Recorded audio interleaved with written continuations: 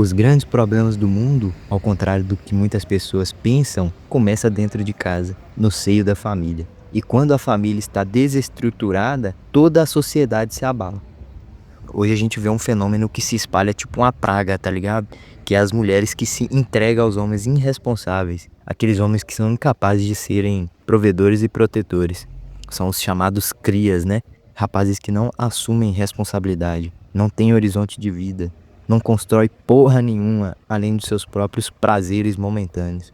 Quando uma mulher engravida de um homem assim, o resultado sempre é o mesmo: filhos de mãe solteira.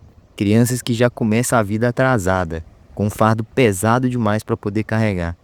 O impacto negativo dessa ausência é profundo, pô. Uma criança sem pai não cresce apenas sem sustento, cresce sem exemplo, sem alguém para poder mostrar o que é disciplina, força, autoridade e firmeza. Sem um pai, quem vai educar a criança é a vida, pô. E a vida ela não tem paciência não, não tem ternura e também não tem compaixão. A vida ensina na porrada, na pancada. Tem uma música do João Nogueira que descreve bem essa falta. Ele diz ali que um dia ele quis ser jogador de futebol, foi lá, chutou mal e machucou o dedo. E sem ter mais o velho para poder tirar o medo, foi mais uma vontade que ficou para trás. Então esse verso simples revela uma verdade dura. Quando o pai é ausente, até os pequenos medos da infância viram grandes fantasmas. E ao crescer, o menino ele vai descobrir que possui certas limitações invisíveis, que é uma marca da ausência de um pai. A moral cristã sempre apontou que o pai é mais do que um provedor material, é um guia espiritual. O São Paulo, apóstolo, em suas cartas, ele compara a relação do pai com o filho à relação do Criador com seus filhos. Firmeza, correção e amor que educa.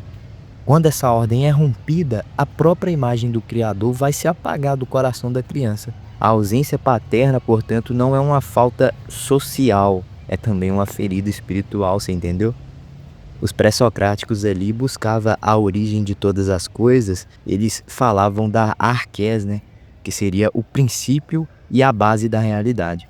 Pois bem, na vida social, o arqué é a família, pô. Se o arqué está corrompido, tudo que dele deriva vai se tornar instável.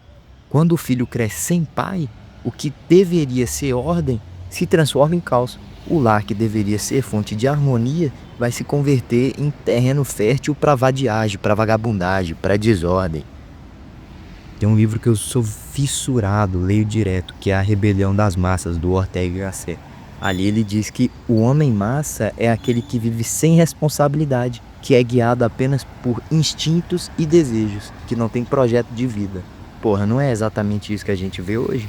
O cria não é senão a encarnação do homem massa, é a caricatura do homem massa, imaturo, inconsequente, incapaz de carregar sobre os ombros o peso da responsabilidade de uma família.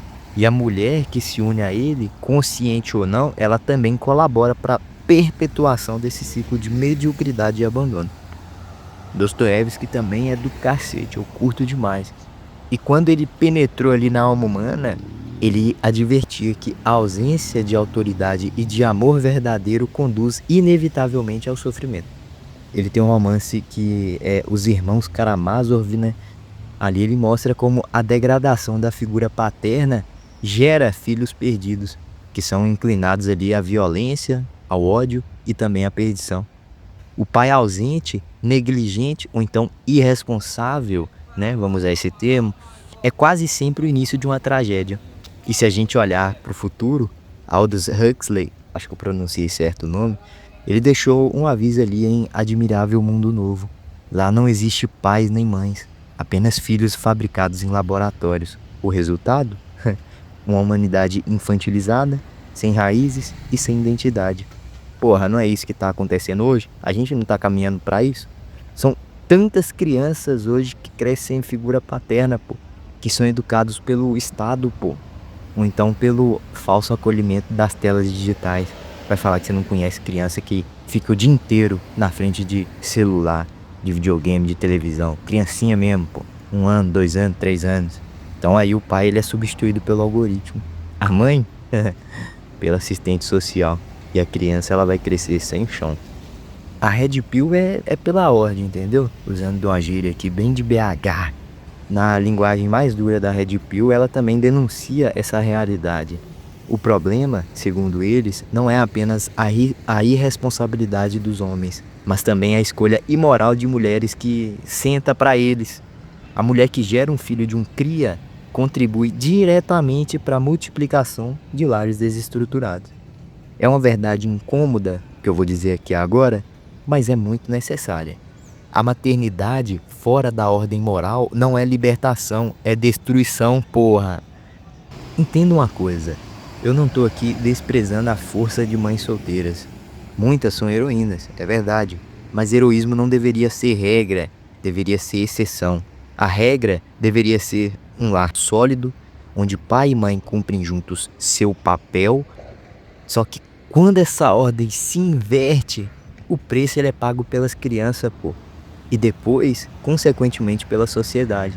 Portanto, os grandes problemas do mundo não advêm apenas de questões políticas, econômicas e qualquer outra coisa que passe na sua mente aí. Esses problemas, eles têm origem moral. Começa quando homens abrem mão de sua responsabilidade. E mulheres abrem a perna, porra. Elas abrem mão ali no caso da prudência, né? Começa quando a geração de filhos se torna fruto de impulsos e não de compromissos. Começa quando se esquece que ser pai e mãe não é apenas direito, mas dever. E desse modo, a criança que teve pai ausente, ela vai descobrir cedo ou tarde que a vida vai ser o pai dela. Só que o foda é que a vida é dura. Ela ensina sem paciência, com pancada, sem piedade. A vida é tipo um ditador, é tipo um mestre severo, que não vai te dar segundas chances não. O homem que cresce sem pai, aprende a força da pior maneira, na marra, na pancada. E ainda que possa vencer, ainda que possa conquistar, ele vai carregar consigo a cicatriz de um vazio que jamais deveria ter existido. Então, se a gente quer mudar o mundo, não basta reclamar de político, de corrupção, entendeu? Ou então das empresas fumo que você trabalha. É preciso começar pelo berço, é preciso resgatar a família. É preciso que homem volte a ser homem e que mulher volte a ser prudente, pô. Que os filhos voltem a crescer sob a proteção de quem os gerou. E só assim a gente vai ter uma sociedade que não se funda no caos, mas na ordem. Tamo junto e até o próximo vídeo.